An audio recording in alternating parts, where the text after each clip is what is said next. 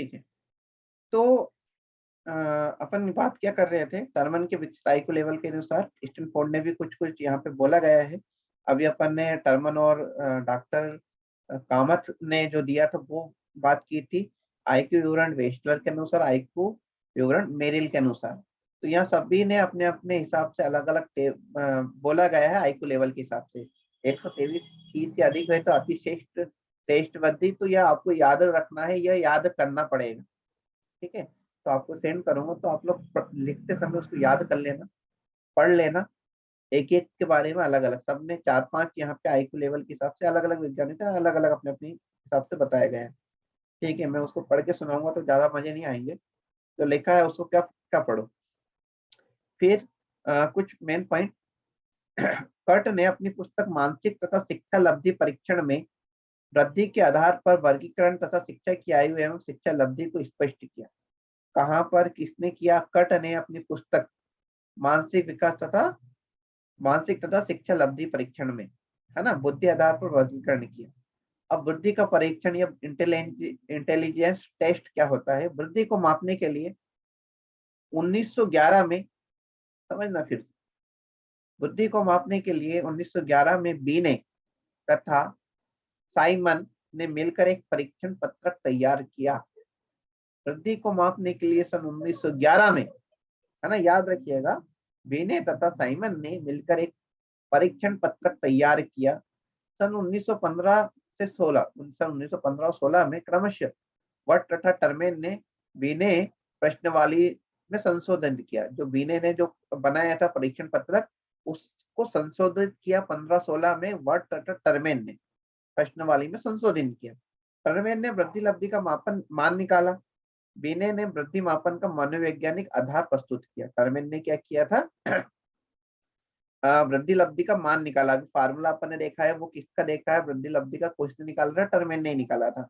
बीने ने क्या किया? वृद्धि मापन का मनोवैज्ञानिक आधार प्रस्तुत किया। इन्होंने कहा कि मस्तिष्क की विभिन्न शक्तियां परस्पर गुथी हुई है, उन्होंने अलग अलग अलग नहीं किया जा सकता। इन्होंने 3 विशेषता बताई है, तो तीसरी विशेषता यहाँ पे कट रही है, बाकी अब देखिएगा। एक है प्रयोजन, एक है नई परिस्थिति, यहाँ कट रहा है, जो भी है मैं आपको बताऊंगा फिर। ठीक है, तो ये तो आपके बुद्धि परीक्षण के बारे में बात हो गई। बुद्धि परीक्षण के प्रकार कौन कौन से होते हैं? 2 प्रकार यहाँ पे दिए गए हैं। कौन कौन से? एक तो व्यक्तिगत वृद्धि परीक्षण और एक सामूहिक वृद्धि परीक्षण। बुद्धि परीक्षण के प्रकार व्यक्तिगत और सामूहिक। व्यक्तिगत, इसमें 36 प्रश्न होते हैं, है ना। बुद्धि परीक्षण के अलग अलग प्रकार हैं, 2 प्रकार है, जिसमें व्यक्तिगत और एक सामूहिक है। व्यक्तिगत में 38 38 प्रश्न होते हैं। यहाँ 1.5 वर्ष से 5.5 वर्ष के बच्चों के लिए है। इन परीक्षणों में भाषा का प्रयोग नहीं होता है। इस समय एक समय में एक ही व्यक्ति का परीक्षण लिया जाता है। सीधी सी बात है, व्यक्तिगत में एक समय में एक ही वक्त। अब सामूहिक में क्या होगा? एक से ज्यादा बच्चे हो सकते हैं। प्रथम विश्व युद्ध के समय 1914 से 18 में सेना भर्ती के लिए किया जाता था। याद रखना, सामूहिक वृद्धि का परीक्षण कब किया गया? प्रथम विश्व युद्ध के समय 1914 से 1918 के बीच सेना में भर्ती के लिए किया गया था। किसका? सामूहिक वृद्धि परीक्षण। सामूहिक परीक्षा के लिए बीने एवं टर्मेन ने वृद्धि परीक्षण सिद्धांतों को स्वीकार तो किया गया, परंतु उसके आधार पर अलग से परीक्षण निर्मित किए। अब कौन कौन से इसके हिसाब से? एक है आपका, इसके भी अलग टाइप से देखो, ये व्यक्तिगत वृद्धि परीक्षण होगा, सामूहिक हो गया, अलग अलग है यहाँ पर। और भी कुछ कुछ है सामूहिक वृद्धि के अंदर, शाब्दिक वृद्धि परीक्षण और अशाब्दिक, है ना, जिसमें शब्दों का प्रयोग किया जाता है, जिसमें शब्दों का प्रयोग नहीं किया जाता है, वो सामूहिक के अंदर बात की गई है। इसके अलावा एक और है, जिसको क्या बोला गया है? क्रियात्मक वृद्धि परीक्षण। ये यहाँ से पॉइंट यहाँ से नीचे गया है। 2 तो ये हो गए आपके।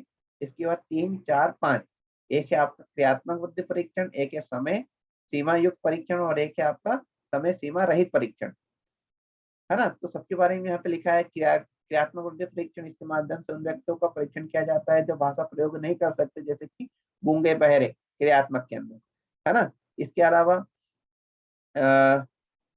आकृति फलन परीक्षण और चित्रांकन परीक्षण, चित्र पूर्ति परीक्षण, वस्तु सीमाजन परीक्षण, भूल भुलैया परीक्षण, बहुत सारी चीज के अलग अलग परीक्षण है आपके वृद्धि के लिए।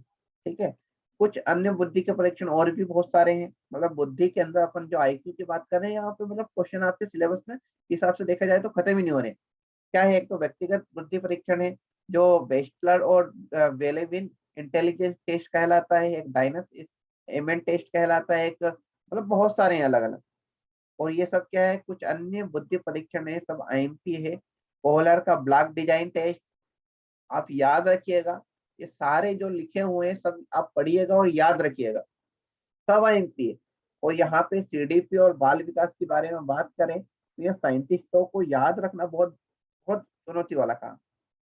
मैं इसका आपको बाद में, अभी आप लोग पढ़ना, इसके बाद में मैं कुछ ना कुछ ट्रिक्स आपको निकाल के बताऊंगा सभी के बारे में, जो आपको याद रहे अपना रिवीजन के समय।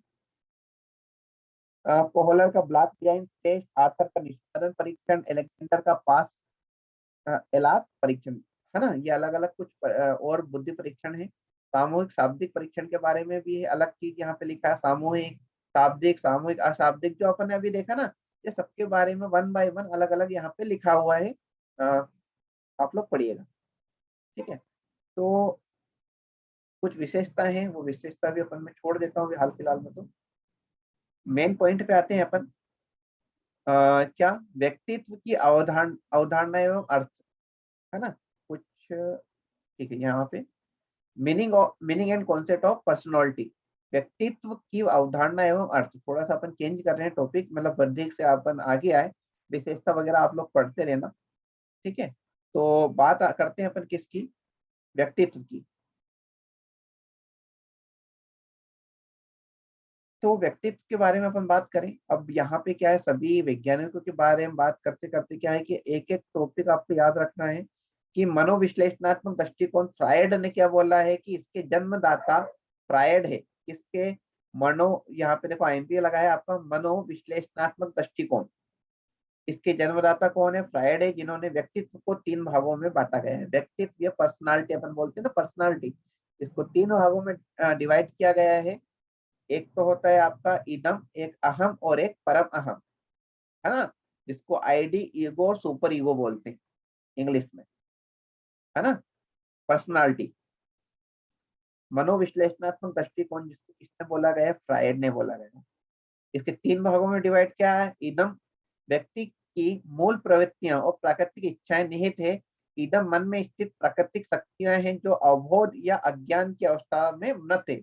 मतलब क्या है, सीधी सी बात, ये पर्सनालिटी के अंदर की बात करें तो व्यक्ति की मूल प्रवृत्ति है, मतलब जो बेसिक उसका नेचर होता है वो उसी की बात यहाँ पे की जाती है। उसकी प्राकृतिक इच्छाएं निहित होती है, मतलब जो उसका नेचुरल जो आवश्यकता है, जो इच्छा है, वो क्या है, निहित है ना। मतलब क्या है, इदम मन में स्थित है, मन में स्थित प्राकृतिक शक्तियां हैं, मन में स्थित है, बाहर आप नहीं दिखा पाओगे। अंदर क्या चल रहा है किसी के मन में, उसकी जो प्राकृतिक शक्तियां हैं जो अबोध या अज्ञान की अवस्था में मृत है।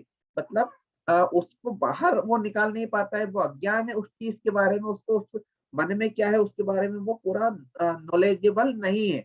वह एक मूर्त है, मर्त है, मतलब वो बाहर नहीं निकाल पा रहा है। ये क्या कहलाता है, उसका ईदन या आईडी कहलाता है। हाँ, या ईगो, आप लोगों ने खूब सुना होगा इसके बारे में, या पर बोलते हैं इसका ईगो ज्यादा है। इसका संबंध ईद और अहम दोनों से होता है। इसमें चेतना, इच्छा शक्ति, बुद्धि, तर्क का समावेश होता है। जो ईगो होता है वो क्या होता है, अब ईद और अहम दोनों से होता है। इसमें चेतना, इच्छा शक्ति, तो उसके व्यक्ति की क्या इच्छा शक्ति है, उसका लॉजिक क्या है, उसकी बुद्धि क्या है, सबका समावेश होता है ईगो के अंदर। परम अहम में क्या होता है, यह व्यक्ति आदर्श तथा नैतिक मन होता है, जो सुख, क्षणिक सुख, भौतिकता से संचालित ना होकर यथार्थ से संचालित होता है। अर्थात जिस व्यक्ति को सुपर ईगो जितना अधिक होगा, उसका व्यक्तित्व उतना ही अधिक का होगा। सुपर ईगो मतलब उसके अंदर बोल सकते हैं कॉन्फिडेंस लेवल, या फिर अपन बोल सकते हैं कि सुख या क्षणिक सुख या भौतिकता से संचालित ना होकर, वो थोड़ी बहुत खुशी के लिए वो बात नहीं करता है, वो क्षणिक सुख या भौतिकता से संचालित ना होकर क्या करता है, वो यथार्थ से संचालित होता है ना। सभी के बारे में जो इच्छा शक्ति होती है वो ज्यादा होती है, उसकी बुद्धि या तर्क की शक्ति क्या होती है, ज्यादा होती है, तो वहां पे उसको क्या हो जाता है, परम अहम कहलाता है, वो सुपर ईगो कहलाता है। अधिक होगा उसका व्यक्तित्व, उसका व्यक्तित्व बात करें, उसकी पर्सनालिटी की बात करें, वो उतना ही अधिक होगी जितनी उसकी सुपर ईगो है। यानी व्यक्ति को सब चीज का नॉलेज है, सबके बारे में उसको जानकारी है तो उसकी पर्सनालिटी भी क्या होगी, बहुत अच्छी होगी। उसको परिचय जितना अधिक होगा उसकी पर्सनालिटी या व्यक्तित्व भी उतना ही अधिक होगा। अब ये किसने बात की थी, फ्रायड ने मनोविश्लेषणात्मक दृष्टिकोण के। अब दूसरी बात करें अपन, मनोविद या मनोवैज्ञानिक के अनुसार व्यक्तित्व में वंशानुक्रम एवं वातावरण दोनों को महत्व प्रदान करता है, ये बोला था मॉडर्न या वुडवर्ड। यहाँ पे आप साइंटिस्टों को पढ़ते जाओ तो खुद ही परेशान हो जाओगे कितने सारे साइंटिस्ट और किस किस क्या क्या बोला है। ठीक है, इसके अलावा दार्शनिक दृष्टिकोण से और भी है, सामाजिक दृष्टिकोण से, व्यवहारिक दृष्टिकोण से व्यक्तित्व के बारे में अलग अलग चीजें हैं। दार्शनिक दृष्टिकोण से व्यक्तित्व का अर्थ व्यक्ति के आत्मज्ञान से है, ये दार्शनिक दृष्टिकोण। समाज शास्त्रीय दृष्टिकोण क्या है, व्यक्तित्व व्यक्तित्व मतलब पर्सनालिटी, संस्कृति और व्यक्तित्व पक्ष है तथा व्यक्ति पर एक सामाजिक प्रभाव रहता है। ये किसने बोला था, फारिस ने बोला था। व्यवहारिक दृष्टिकोण क्या है, व्यक्ति का अर्थ किसी व्यक्ति के व्यवहार का समग्र गुण होता ही व्यक्तित्व कहलाता है। अब ये पूरी चीजें अपने व्यक्तित्व के बारे में बात की। अब डेफिनेशन के बारे में बात करें। अब डेफिनेशन भी बहुत सारे लोगों ने अलग अलग अपने अपने हिसाब से डेफिनेशन अलग अलग दी। ठीक है, अल्पोर्ट ने अलग दिए, गिलफोर्ड ने अलग दिए, बोरिंग ने, वाटसन ने, मार्टिन प्रिस्ट, सभी ने अपने अपने पर्सनालिटी के बारे में डेफिनेशन अलग अलग दिए। वाटसन ने क्या बोला है, हम जो कुछ करते हैं वो व्यक्तित्व, हम जो भी करते हैं वो क्या है, आपकी पर्सनालिटी। बोरिंग ने अलग चीज बोली, व्यक्ति वातावरण के साथ संबंध एवं स्थायी समायोजन करने का प्रतिफल है। तो आप डेफिनेशन पढ़िएगा, 5-6 लोग हैं और भी हो सकते हैं शायद। तो डेफिनेशन अपन 1 बाय 1 सबकी आप याद रखिएगा, जितना आपसे याद हो जाए। छोटा तो आप याद रखे ना, जो वाटसन वगैरह है जिन्होंने एक लाइन में डेफिनेशन दी वो उतना तो आप याद रखना ही रखना। टाइप्स ऑफ पर्सनालिटी, ठीक है। अब जिसने ये बोला था कि जिसको ऐसा लगता था कि सीडीपी तो सरल है, तो इस सीडीपी में मैंने आज वही टॉपिक निकाला आज जानबूझ के कि जिसमें साइंटिस्ट, मनोवैज्ञानिक, वैज्ञानिक इन्हीं इन्हीं के बारे में। अब एक एक पॉइंट में 4-4-5 मनोवैज्ञानिकों ने अपनी राय दी, तो सबका याद रखूं, अपन कैसे याद रखेंगे, आप थोड़ा सोचना। उसके बाद मैं आपको इसके टिक बताऊंगा बाद में। टाइप्स ऑफ पर्सनालिटी की बात करें तो अलग अलग टाइप्स होते हैं। एक होता है क्रेशमर, एक होता है पिकनिक, है ना। क्रेशमर के अंदर अलग चीज है, यहाँ पे शरीर संरचना, पिकनिक स्थेनिक, एस्थेटिक या डिस्पोलिस्टिक, ये टाइप्स ऑफ पर्सनालिटी के अंदर अपन बात करेंगे सारे। तो अपन थोड़ा सा इसको मैं अभी स्किप कर रहा हूँ, इसको मेजर ऑफ पर्सनालिटी ये भी मैं थोड़ा स्किप कर रहा हूँ। ठीक है, एक और टॉपिक्स पर आ रहा हूँ मैं अभी हाल फिलहाल में, उसको स्किप करके आप लोग पढ़ना, मैं आपको बताऊंगा फिर और एक बार। अभी साइंटिस्ट साइंटिस्ट के बारे में बहुत सारी चीजें हैं, उसको मैं बार बार उसी चीज को मैं बताऊंगा जो लिखा है, तो ज्यादा मुझे भी अच्छा नहीं लगेगा। अब थोड़ा सा अपन एक टॉपिक पर आ रहे हैं मेन, जिसका नाम है चिंतन। मतलब अभी सिर्फ मैं आपको टॉपिक के बारे में बता रहा हूँ कि मनोविज्ञान, व्यक्तित्व क्या होता है, बुद्धि क्या होती है, विकास क्या होता है, तो सिर्फ मैं आपको डेफिनेशन उसके बारे में आपको सिर्फ बता रहा हूँ कि होता क्या है। चिंतन की बात करें अपन, अब उसके अंदर आप पढ़ जाओगे तो बहुत सारी चीजें डिस्क्राइब करके अलग अलग चीज, बहुत सारे पॉइंट टू पॉइंट, बहुत सारी चीज, है ना।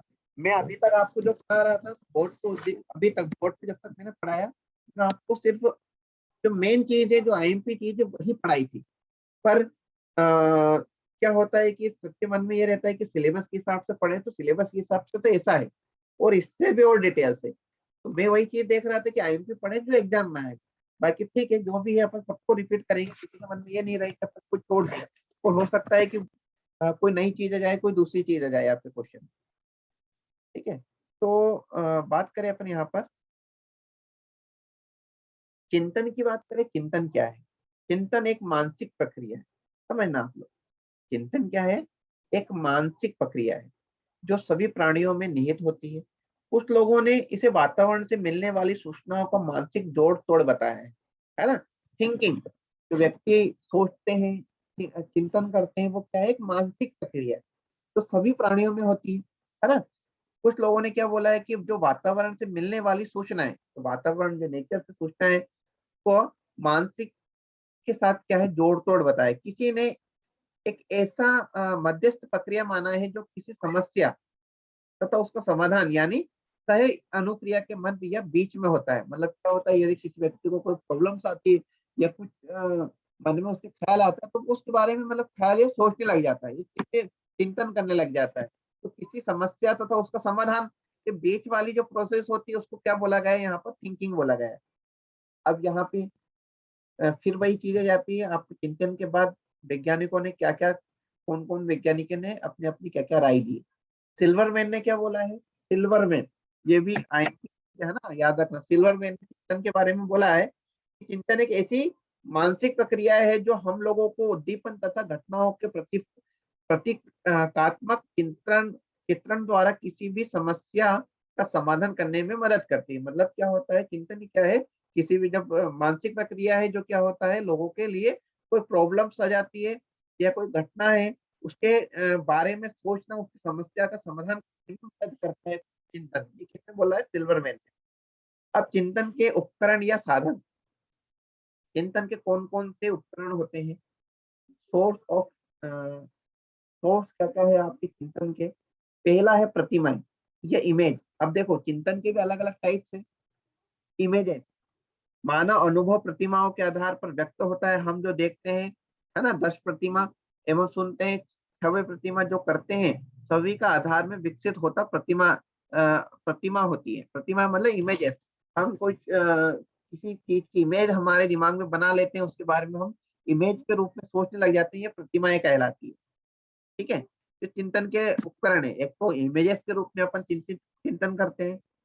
दूसरा, चिंतन करते समय व्यक्ति भाषा का प्रयोग करते हैं। सोचता है तो कोई ना कोई लैंग्वेजेस में सोचेगा, हम हिंदी जानते हैं, हिंदी में।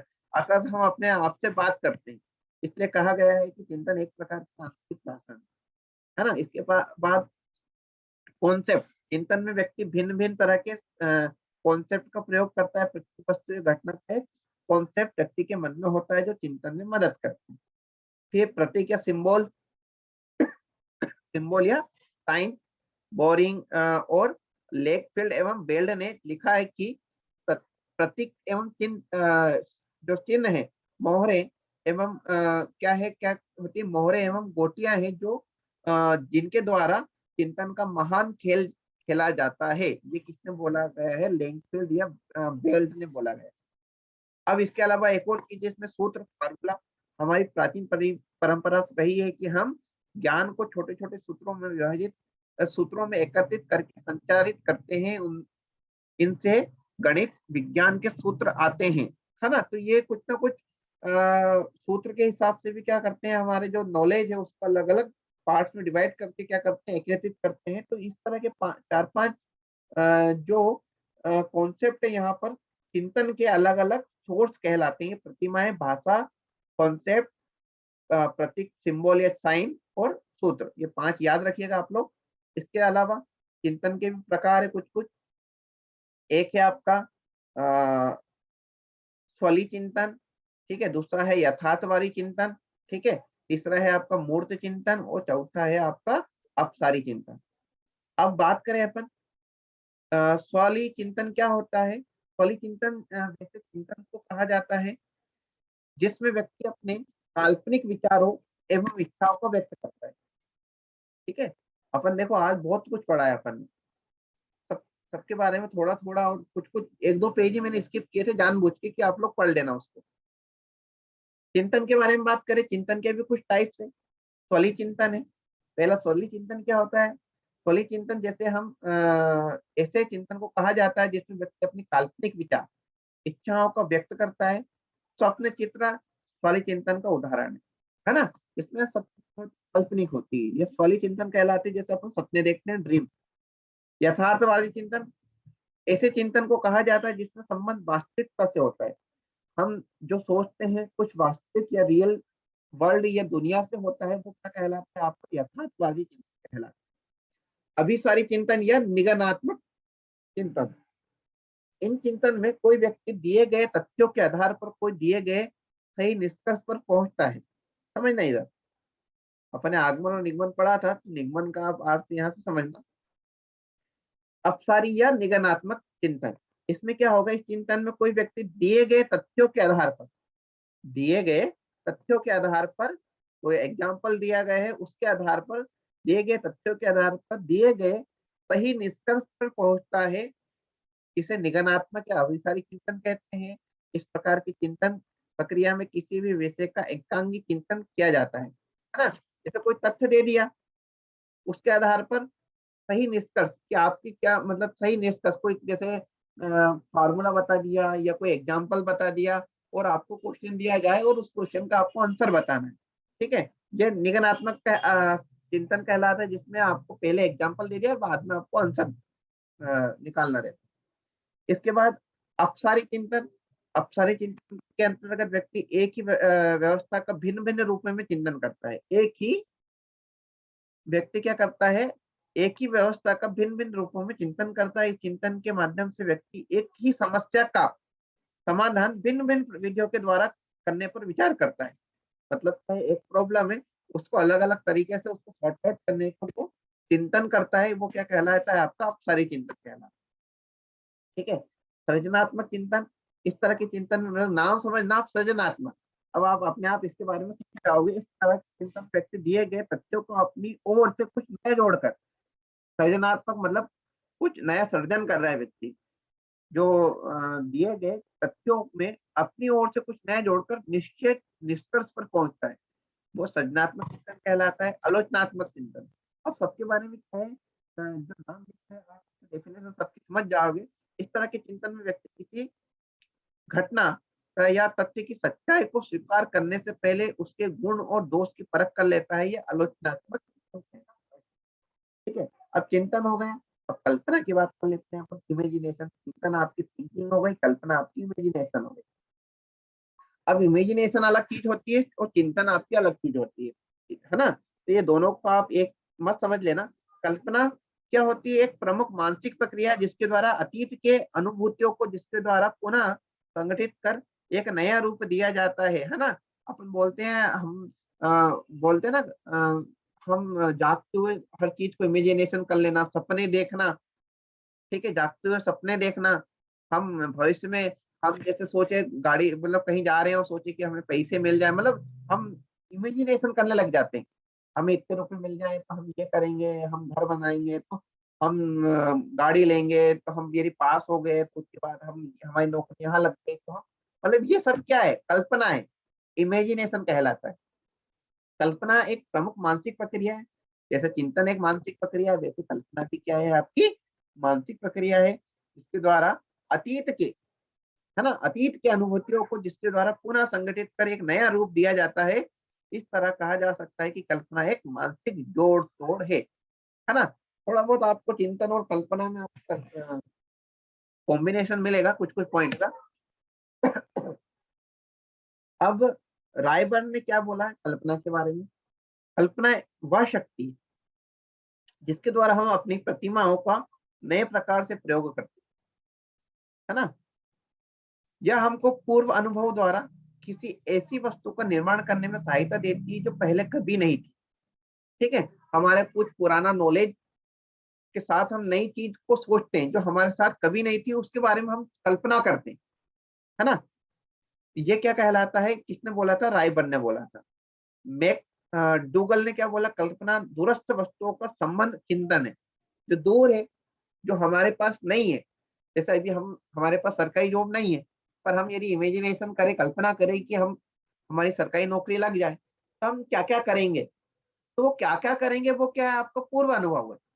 आपको कहीं ना कहीं आपने मतलब ये सारी चीजों के बारे में आपको नॉलेज है कि हम सरकारी नौकरी लग जाएगी तो हम ये करेंगे, घर बनाएंगे तो गाड़ी लेंगे तो ये करेंगे वो करेंगे, ये आपको पुराना नॉलेज है और आप ये सोच रहे हो, है ना। ये आपके क्या है, आपके इमेजिनेशन है, कल्पना है, ठीक है। अब कल्पना की क्या क्या विशेषता है, कल्पना क्या है, एक मानसिक प्रक्रिया है ना। कल्पना एक मानसिक प्रक्रिया है जो स्वतः ही चलती रहती है, जब हम मानसिक शक्तियों का प्रयोग नहीं करते इसका कोई अर्थ नहीं होता। कल्पना आपकी क्या है, मानसिक प्रक्रिया है जो चलती रहती है, हम कहीं बैठे हैं कुछ कर रहे हैं तो कुछ ना कुछ सोचते रहते हैं, है ना कुछ हम इमेजिनेशन करते रहते हैं, पूर्वानुभव। कल्पना के लिए एक धरातल की आवश्यकता होती है, कल्पना आप मन से नहीं कर सकते, आपको कुछ ना कुछ पुराना एक्सपीरियंस काम आता है, पूरा अनुभव द्वारा धरातल के रूप में कल्पना को सहायता देता है, ठीक है। प्रतिमा चयन, इमेजेस, अब आप जो इमेजेशन कर रहे हो, जो आप कल्पना कर रहे हो, उसका सिलेक्शन अपन को करना रहेगा। मानव मन बड़ा विचित्र है, वो अपनी रुचि एवं पसंद के आधार पर क्या करता है, उद्दीपकों का चयन करता है और उसके प्रति प्रतिक्रिया करके मस्तिष्क में प्रतिमा के रूप में स्थायी बनाता है। मतलब सीधी सी बात है, मानव का जो मन है वो बड़ा विचित्र है, वो क्या जो उसको अच्छा लगेगा उसी के बारे में वो चिंतन करेगा, कल्पना करेगा। ठीक है। इसके अलावा सृजन शक्ति, कल्पना, ये अपन विशेषता बात कर रहे हैं। विशेषता में आप माइनर पॉइंट याद रखिएगा, मानसिक प्रक्रिया, पूरा अनुभव, प्रतिमा चयन और सृजन शक्ति। कल्पना का प्रारंभ और अंत सृजन के लिए होता है ना। सृजन शक्ति क्रिएटिव पावर अपने अंदर जुड़ती है, जैसे थिंकिंग में जुड़ती है वैसे ही इमेजिनेशन में भी जुड़ती है। कल्पना का प्रारंभ और अंत सृजन के लिए होता है। हम कुछ नया क्रिएट करें, है ना। जब हम किसी यथार्थ स्वरूप को मानव हित के लिए तैयार कर देते हैं या स्वरूप प्रदान कर देते हैं तो सृजन कहलाता है। यदि हम कोई इमेजिनेशन कर रहे हो और उसको हम क्या कर देते हैं, रियलिटी में कन्वर्ट कर देते हैं। सभी ने सोच रखा है कि हमको प्रगति निकालना है और ऐसे ऐसा करना है, तो आप लोग क्या करें, उसको क्रिएटिव करें, उसको बनाएं, करें, है ना। तो ये सब क्या कहलाता है, जब हम किसी यथार्थ स्वरूप, उसको यथार्थ स्वरूप दे देते हैं, मानव हित के लिए तैयार कर देते हैं, तो वो क्या कहलाता है, आपका सृजन कहलाता है। ठीक है। तो अपन कल्पना नहीं करें, अपन को सभी को वर्ग में निकालना है। कल्पना के अलग अलग प्रकार है। एक है आपका विलियम मैकडूगल के अनुसार, विलियम मैकडूगल ने कल्पना को अलग दो रूपों में बात की गई है, जिसमें एक होता है आपका उत्पादक कल्पना और एक होता है उत्पादक कल्पना। ठीक है। और जेम्स डेवर के अनुसार ग्राही कल्पना, मतलब 8 इसने कल्पना के डिवाइडेशन किया गया है, जेम्स डेवर ने और विलियम मैकडूगल ने 2 दिए। ठीक है। अब अपन आगे बात करें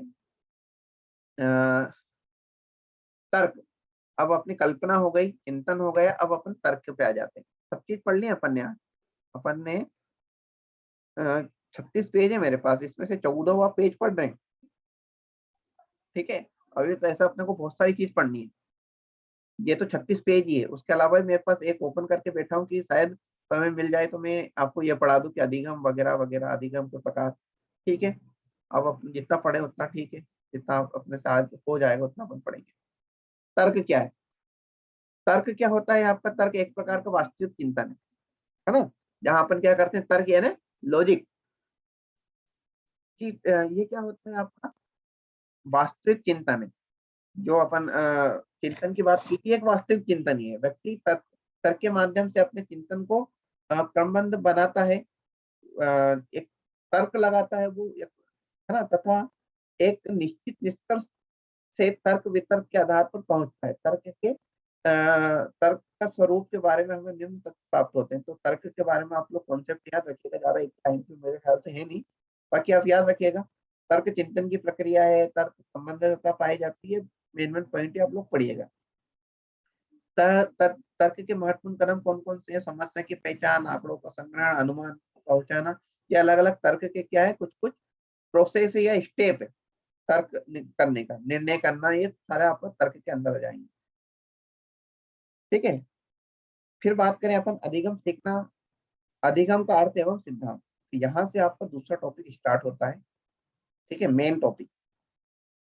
ठीक है, यहाँ तक आपका हो गया जो भी था बाल विकास के अंतर्गत। अब मेन टॉपिक जो आपका होता है अधिगम, ये भी मोस्ट मोस्ट आईएमपी है। जैसे बाल विकास आईएमपी था, वृद्धि आईएमपी थी। ठीक है। बाकी के कुछ टॉपिक्स अपन ने पढ़े बीच में, वो इतने आईएमपी नहीं थे। बाकी जो अधिगम है वो क्वेश्चन आता ही आता है, 100% आएगा भी सही। अधिगम का मतलब होता है सीखना, है ना, लर्निंग। क्या होता है, अब आप ये अधिगम के बारे में जो डेफिनेशन है, तीन जो भी डेफिनेशन जिनने दी उनका तो आप याद रखना, याद करना ही पड़ेगा क्योंकि मोस्ट टाइम। स्किनर ने क्या बोला, पहली चीज स्किनर के बारे में भी खूब आता है। सीखना व्यवहार में क्या है, उत्तरोत्तर सामंजस्य की प्रोसेस है या प्रक्रिया है। स्किनर ने क्या बोला, सीखना व्यवहार में उत्तरोत्तर सामंजस्य की प्रक्रिया है। गिलफोर्ड ने अलग बोला, व्यवहार में के कारण व्यवहार में परिवर्तन ही सीखना है। काल्विन ने क्या बोला है, पहले के निर्मित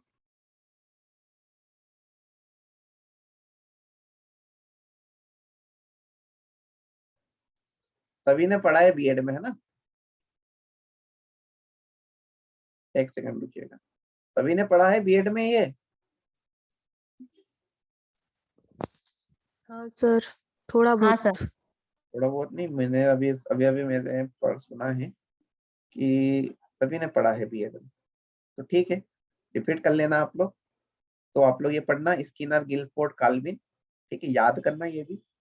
इसके बाद काइंड्स ऑफ लर्निंग, क्या क्या इसके काइंड्स, एक फर्स्ट सेम में ही था, फर्स्ट सेम में था, ठीक है। तो ज्यादा हाँ कुछ भैया, नहीं पूरा पूरा।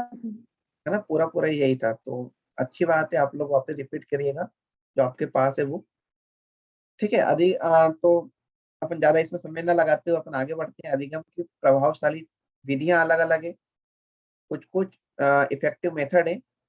करके सीखना, अनुकरण द्वारा सीखना, निरीक्षण द्वारा सीखना, परीक्षण करके सीखना, सामूहिक विधियों द्वारा सीखना, सम्मेलन तथा विचार गोष्ठी का अधिगम, प्रयोजना विधि, समूह की अधिगम के कुछ क्या है आपके मेथड है, ठीक है।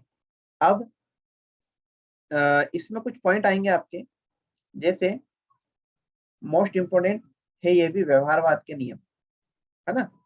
तो मैं थोड़ा सा आपको ये स्किप कर रहा हूँ क्योंकि ये अलग, एक सेकंड थोड़ा सा रुकिएगा आप लोग। अ, हाँ, मतलब बहुत ये सारे जो आपके टॉपिक है यहाँ तक सब आईएमपी, मैं वही देख रहा था क्या क्या है क्या नहीं है। तो अधिगम भी आपका आईएमपी है, अधिगम के बाद बहुत सारी चीज आएगी आपको जो आईएमपी है। तो थोड़ा सा आपको एक पेज पे ले जाता हूँ जो मैं सबसे बैठा, आपको वो बता दूं। अधिगम व्यवहार में वांछित अच्छा, असाइनमेंट में भी लिखा था, ठीक है, सभी को पता होगा, सभी ने पढ़ा है, ओके। व्यवहार में वांछित प्रगतिशीलता, अपेक्षित परिवर्तन ही क्या कहलाता है, आपका अधिगम कहलाता है, ठीक है। मैं वहां से थोड़ा सा चेंज करके मैं आपको यहाँ पे ले आया। स्टेप ऑफ लर्निंग, अधिगम के पद, आवश्यकता, अभिप्रेरणा, प्रेरक, ये सब अपन पढ़ेंगे आगे। अभिप्रेरणा वगैरह, लक्ष्य, उद्देश्य, बाधा, तत्परता, अधिगम की स्थिति, अनुक्रिया, समायोजन, व्यवहार में परिवर्तन और स्थायीकरण, ये सब क्या कहलाती हैं, आपके लर्निंग के स्टेप कहलाते हैं। सबके यहाँ भी आईएमपी लगा होगा, देख लेना, है ना। अधिगम प्रारंभ किससे होता है ना। अधिगम या लर्निंग अपन बात करेंगे, उसकी स्टार्टिंग कहाँ से होती है। आवश्यकता, प्रेरक, अभिप्रेरणा और इनमें से कोई नहीं। ये आपका एक क्वेश्चन है, क्वेश्चन बोला ये। अधिगम का प्रारंभ किससे होता है, आवश्यकता से होता है, प्रेरक से होता है, अभिप्रेरणा से, या निशान लगाया आपने देख लिया होगा, आवश्यकता से होता है। हमें कहीं ना कहीं आवश्यकता पड़ती है सीखने की या अधिगम की, तो वहां से अधिगम का क्या होता है, प्रोसेस स्टार्ट होती है। अधिगम की प्रकृति की विशेषताएं, अधिगम का क्या क्या कैरेक्टरिस्टिक है। अधिगम निरंतर चलने वाली प्रोसेस है, हमेशा ये क्या होती है, निरंतर चलने वाली प्रोसेस है। अधिगम व्यवहार में वांछित परिवर्तन होता है। अधिगम सार्वभौमिक है। अधिगम व्यक्तिगत व या सामाजिक दोनों है। अधिगम सकारात्मक और नकारात्मक दोनों है, ठीक है। तो मैं थोड़ा सा आपको स्किप कर रहा हूँ,